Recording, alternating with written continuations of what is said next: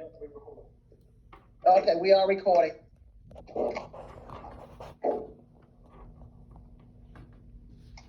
Okay, good afternoon. Hi, Ms. Kimball.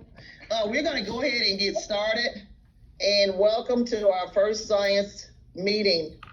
So the first thing that we're going to talk about is for the new teachers, Mr. Howard Bush and Mr. Peter Hunter, we want to welcome you also to our science team. So the first thing that we want to do is show them, probably if they're not familiar with what the SCPs. So I'm going to share my screen and go through the SCPs with you all. And then also Mr. Howard and Mr. Bush, I also sent that out to you also. So if you ever need to refer back to it, you can go ahead and refer back to it also. So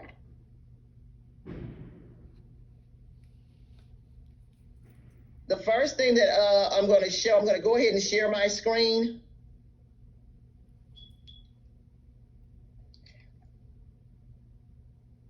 And Ms. Owens, I don't mean to interrupt, but I have gone over those with them. But yes, but hey, refreshers never hurt anybody.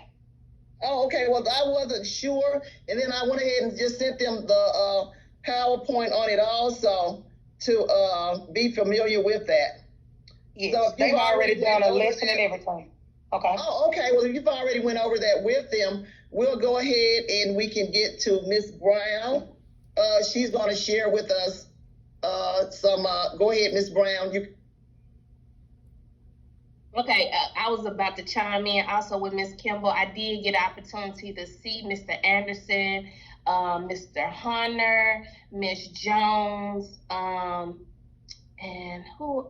Oh, I think all the 6th grade and 7th grade were using that same PowerPoint with the SCPs, Ms. Owens. So I think they do know that they were sharing it with the kids and showing them how to understand and incorporate it in the lesson. I'm gonna just quickly share with you my video, my PowerPoint.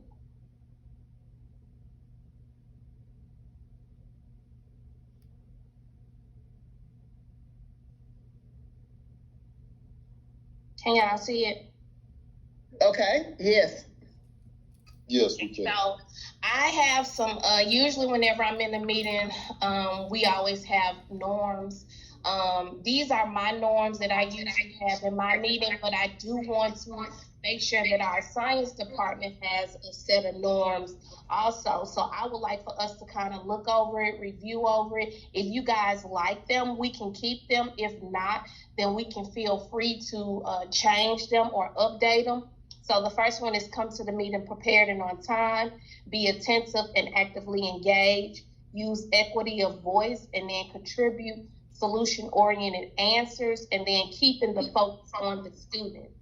If everybody agreed to this, then we'll keep them. If you would like to change them or update them, please speak now.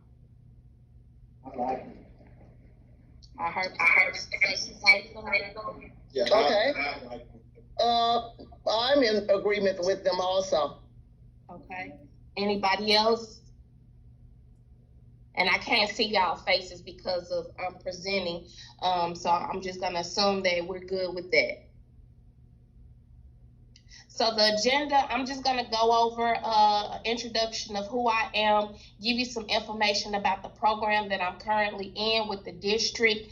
We're gonna talk about the DDI cycle that we're gonna be incorporating in our instruction or in how we look at data this year, and then talk about some of the next steps as it relates to the science content and where we're going as the content.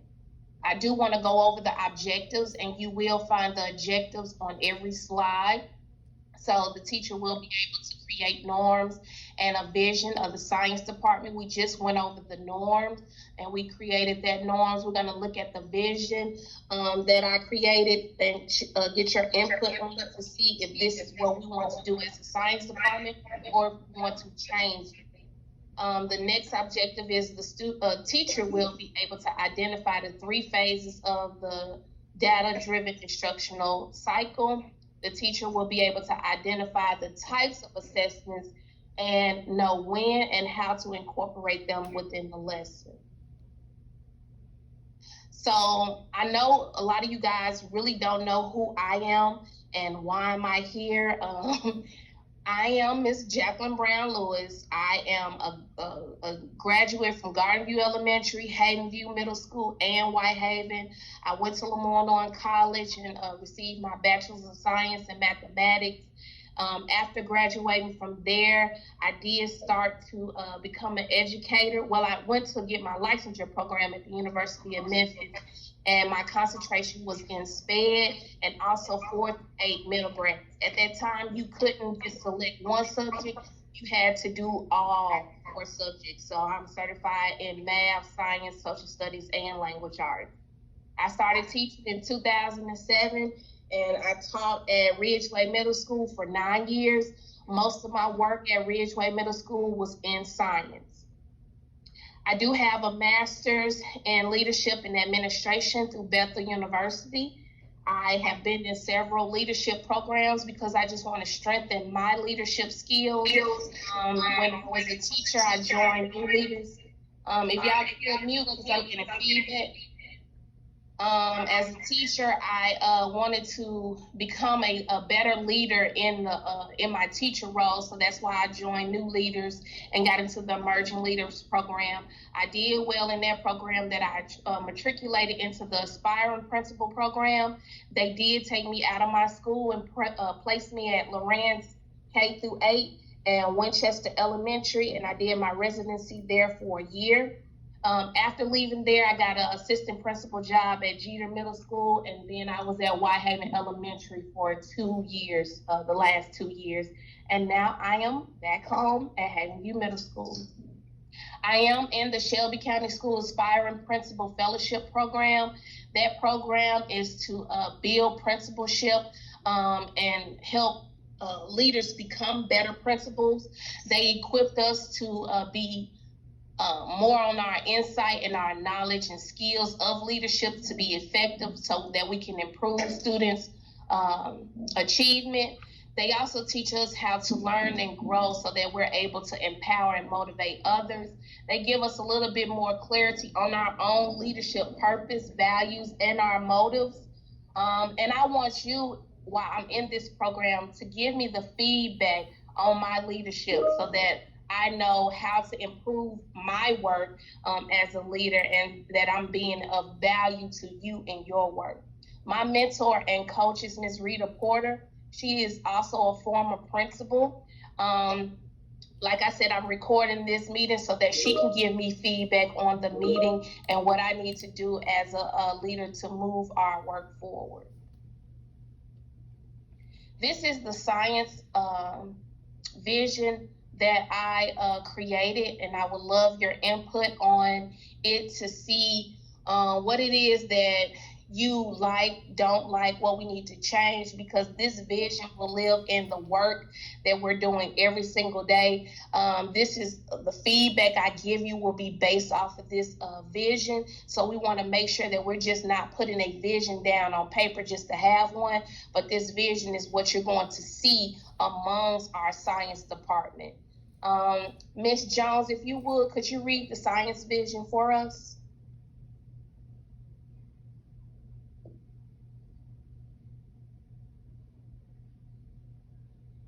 Ms. Jones, you still there? Okay, do you want me to go ahead and read it? Yeah, you can read it. Okay. Science vision. The science department will create an environment that is positive yet supportive by building positive relationship, growing each other's capacity around data-driven instruction, student achievement, and content knowledge.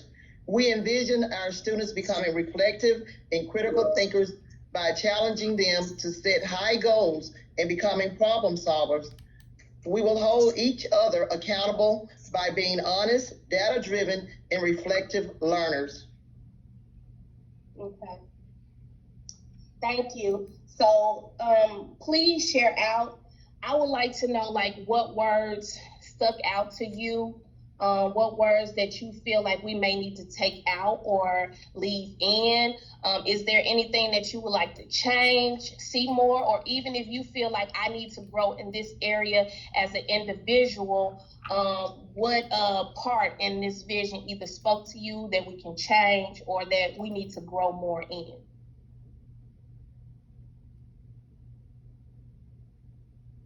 I like I'm sorry. Hold on, Miss Ramos. I'm here. I went to the restroom. Miss Blanca just told me you was calling my name. Oh, you fine. Okay. I just needed you to read the vision for me, but you're okay. You sure? Yeah, you sound like one of the kids in the classroom. I did. I went to the restroom. I'm back now. Okay. I read for you, Miss Jones, until you got back. Thank you. You're welcome. You can finish, Mr. Anderson. No, I was gonna say I like what I've seen and what I've heard, and what really resonates with me. I see reflective learners, and everything that's highlighted in red. I think it truly encompasses what should be modeled and demonstrated out of someone who calls themselves a reflective learner. People like ourselves who are lifelong learners, and I think all of these things that are highlighted in red definitely speak volumes when you say that you're a reflective learner or a lifelong learner. So I'm in agreement with everything. Anybody else? I like the data-driven. The data-driven, because data will drive the lessons.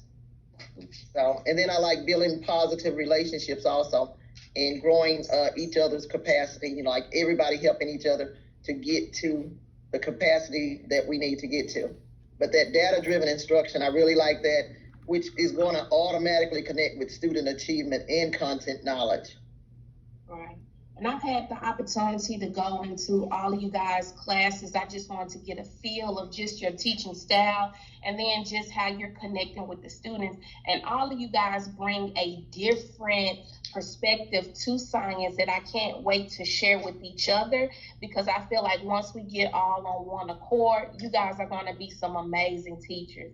You may have Mr. Anderson doing something that if Mr. Bush would have talked to him, his lesson would have been really on point. So it's just certain things that I saw in you guys' class that I'm like, man, if we just really come together, you guys will be some awesome teachers. Ms. Jones, what was it that you wanted to share?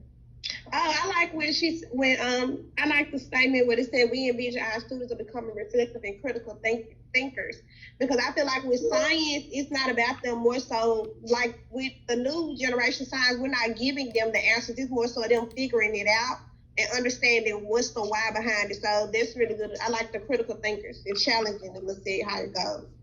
I agree. Mr. Hunter, I saw your hand. You can speak. Yes, as a new teacher, I just wanted to say this does really kind of speak to the goals, obviously, of the school and of the people that are in the school. So I really do appreciate this. As someone said earlier, it talks about holding each other to higher goals and becoming problem solvers, holding each other accountable. I can say, I mean, as far as I'm concerned, I've only been here for a few weeks, but I've really seen that Ms. Kimball has been wonderful. Mr. Anderson has really helped.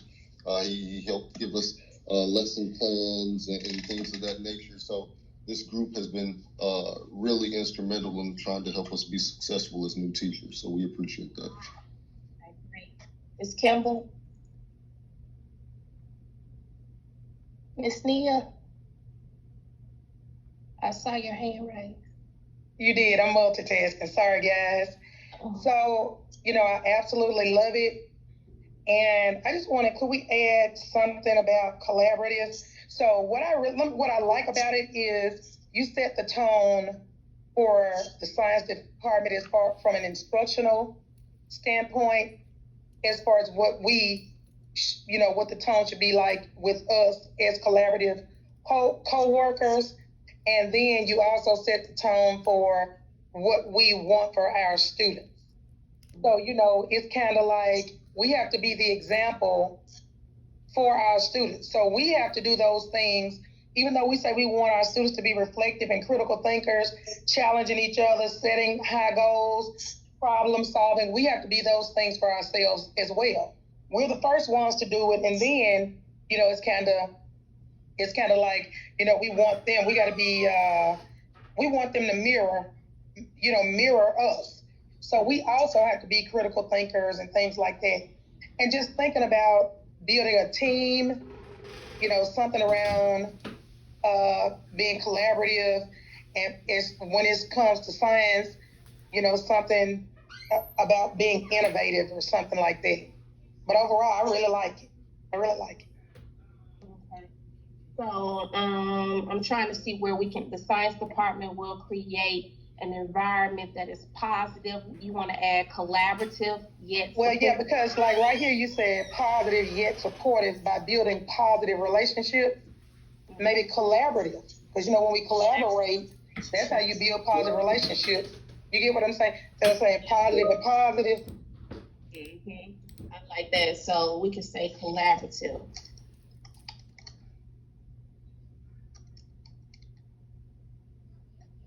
Relationship. Okay. I like that. Anybody else want to add something or take something out? One more thing. Innovative. Can we one more thing? So when we say that yet, and y'all, if I wasn't a science teacher, I'd be an English teacher, but where we have that yet positive, yet supportive, it's almost like the yet is like in contrast to, but really we could say instead of yet, we could say like it's positive as well as supportive, because yet means something in contrast to I'm gonna do this lesson plan, yet I've already done my such and such. You know, I don't know if I'm saying it correctly. I like it. I'm just, you know, as well as supportive, yeah. We'll create an environment. And then you said innovative. I'm just saying, as a science vision, we have to be innovative because we live in a world that is ever changing. And we have to be able to move with the time, you know, with the times as it changes. So we have to be innovative and creative, you know, in our ways of, you know, engaging students, in our ways of thinking. So I just thought, you know, as far as science jargon, perhaps being innovative, you know, or something like that. Oh, and also, you know, as far as a school vision, you know, Ms. Young incorporated innovators last year because we are STEAM. So now let's read that the science department will create an environment that is positive as well as supportive by building collaborative relationships, growing each other's capacity around data-driven instruction, student achievement, and content knowledge. We envision our students becoming reflective and critical thinkers by challenging them to set high goals, become high goals. Do you want to say innovators? By challenging them to set high goals, and I haven't updated my screen, so this line is in the bottom of mine. I mean, with all of the functions.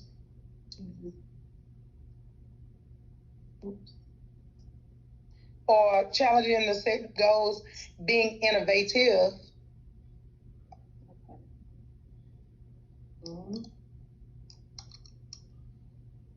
Innovative. And becoming problem solvers. Okay. We hold each other accountable by being honest, data-driven, and reflective thinkers. Is that good with everyone? Yeah. We need an S on relationship by building collaborative relationships.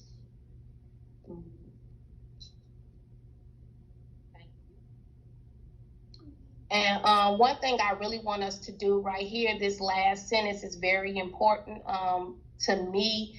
I want us to be able to hold each other accountable. That also includes me. If you see something, if you don't like something, I prefer that you come to me and let me know. if I have a problem or I have an issue, I'm going to come to you directly. I'm going to let you know.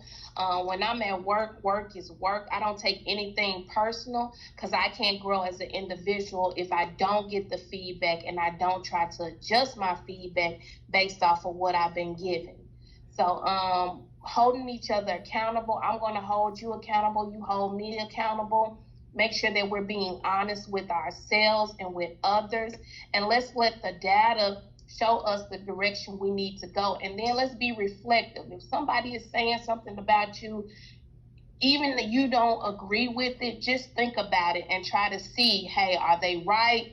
Is this really happening? Is this really going on? So we can make sure that we're growing as individuals. All right, so I'm gonna go to the next slide. Brown. Uh-huh. On the other side, when you added innovative, that area, I think what I might be wrong, but I think what Ms. Kimball is trying to say is like, for one, it says being innovative, and it's supposed to be being innovative. And I think it should be set high goals, be innovative, and become problem solvers. So, Yes. to challenge them to set high. Goals, be innovative. Yeah, because I didn't reread it and I can't see it. And you can change it to be instead of being. And become problem solvers. Become. Thank you. Is that good? Yes, ma'am. Thank you so much. Good job. All right.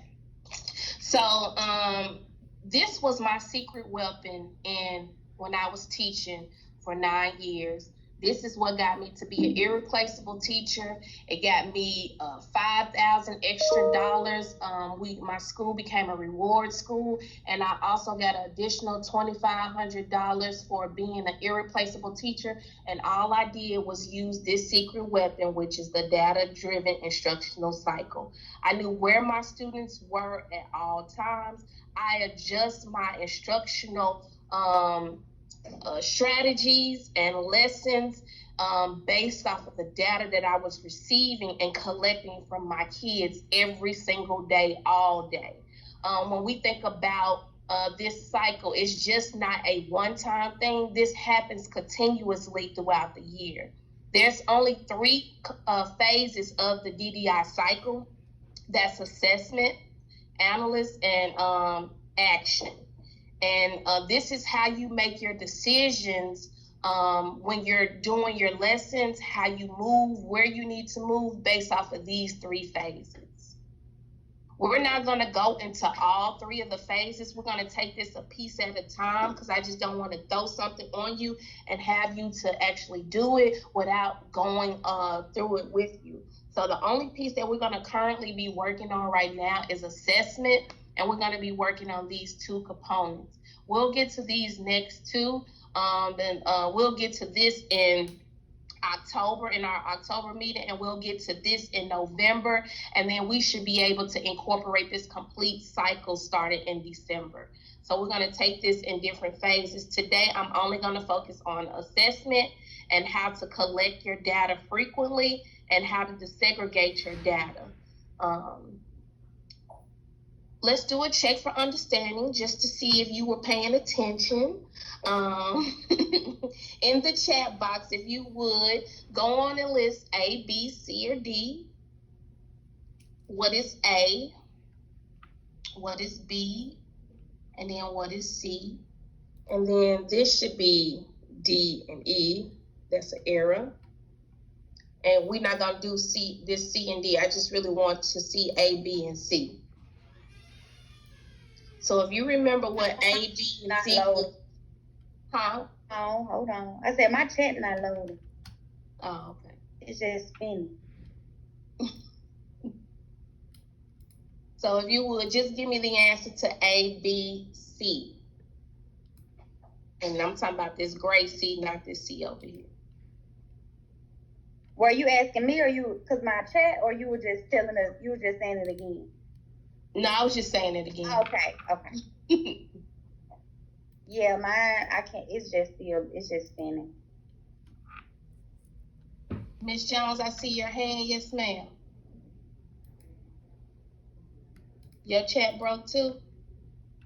No, my man. She like your chair broke too. No, I'm about to type it now. But I was asking, are you gonna send this presentation to us so we able to look over it? Yes, ma'am. And I'm gonna show you where all of this information, everything that I'm going over today, I've already uploaded in your file. So I'm gonna show you where you can go and get this information. Okay. I can share if you want me to, Miss Brown, since my chat not working. Go on and share with us A for us, Miss Flynn. I think A, it was assessed. Good job. Anybody else want to share with us what B was? You can unmute yourself. Was it analysis? Yeah. Yes. And then And C. Action. Action was the I last. missed C. Okay, I got So action. it was these three. Good job. Y'all paying attention. All right. So assessments. There are three different types of assessments that we usually use on a regular. One is diagnostic, one is formative, and one is summative. We use these assessments to let us know the material that was covered, if it was understood or comprehended. So with your diagnostic assessment, it's usually taken at the beginning of something to get a benchmark of where students currently are before you taught the content. The formative assessment is usually used throughout the lesson to track to see if students are growing in real time. And then the summative assessment is just basically what it says, summarize if the person understood the entire unit or moved from the benchmark that was previously set. When you're teaching the standard, all three of these assessments should be given. If you did not know, your assessment should be made first before you even start with the planning and even teaching. Before you teach your lesson, you should create your assessment first. It's almost like you're teaching to the test. When I was teaching, the first thing that I created was my assessment. After I created my assessment, I then created my lessons that was going to lay out a build up to the overall objective that I wanted the students to master. And through the lesson each day, I made sure that I put in different formative assessments to ensure that students were able to meet the goal of the objective. So these are just some of the examples that I've used as an educator of some diagnostic assessments. I've done pre-assessments where they may have 4 to 5 questions. Sometimes it was the exit ticket for the week. If I had 5 exit tickets, I usually put that as my pre-assessment, and I gave them the opportunity to take the assessment to see if they already knew the information. And it also gave me a chance to know how deep do I need to go into the content, because the majority of them got the exit ticket correct. Then that means that, hey, they pretty much already know this information. I might need to change it up or go make the lesson rigorous. Anticipation guides. I love anticipation guides. You can Google anticipation guides. Teachers probably have already created one for you. It's almost like this one that I put 2 of them that I've used before. You basically get a reading of what students know before. So this was a magnet statement, all shiny, all silver shining things that will stick to a magnet. The person will put yes or no right here. And then I will give them like a reading from ReadWorks. They will read, and then after their reading, they will go right here and fill in if the answer was still the same or if they changed their answer. If they changed their answer, they had to basically kind of write out a description of why it was changed using evidence to back up their answer. You have it where you can put agree or disagree. You can do it where it's true or false. So anticipation guides, you can make them however you like. Like I said, I usually use statements, student misconceptions. When I'm planning, I kind of already identify student misconceptions that students will have. Put them in here and have them either to agree or disagree, just to see who knows what, where student misconceptions will lie. as I'm teaching a lesson, and then after we go through the lesson, we can pull this anticipation guide back out so that they can reassess their own knowledge to see if they comprehend what they understood. I really wanted to share Miss Fleming Tiger Challenge in that class that I viewed. Miss Fleming, do you remember that Tiger Challenge that you did? It was the Usain Bolt. Oh, okay. What are you asking about it? So what I really liked about it, I don't know if you had opportunity to see the feedback that I gave you, but the way you set up your questions, they were content-based, they were also SEL-based, and it was like trying to determine students' prior knowledge.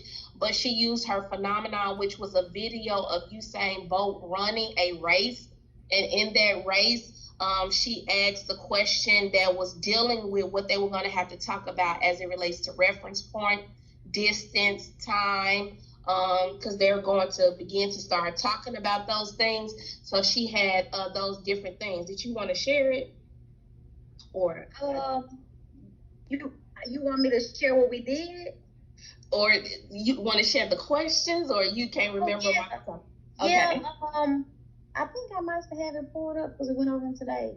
I asked questions like, where were the other runners in comparison to each other? And I made sure I told them to use words like front, back, behind, just to give them pointers of where to start.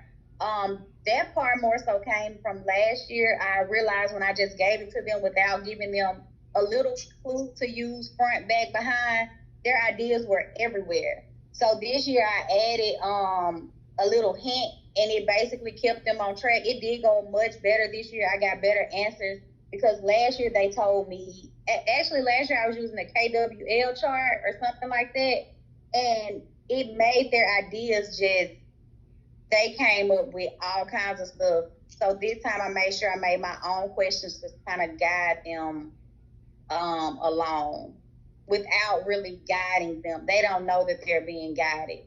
And I love how you being a reflective thinker. You're thinking about what you did previously in the year, how it was not working, and changing it, not going back into the same year doing the same thing when you already know that when you did it the first time, it didn't go as well. So I like how you change it. And then I like how you combine ELA, because they talk about, behind, front, side. Those are different things that they talk about in the ELA. I know in elementary level, I'm so used to elementary, I'm trying to get back in the middle school mindset, but they talk about those reference points in ELA. I'm sure ask them to write in complete sentences in science, because I guess once again that's one of those reflective things.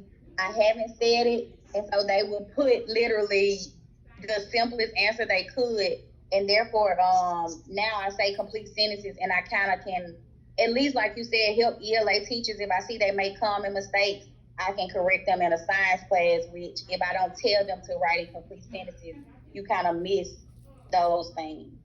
Yeah, and if y'all been in your PLCs with Ms. Hudson and Ms. Long with that Danielle Dickey component that we're adding this year, all of those subjects are combining. Ms. Kimball, I see your hand raised. Go on and chime in. Yes, I was just going to say, when it comes down to the integration between ELA, not only having them write it, but when they speak it, they should also speak in complete sentences. Just make sure, so, it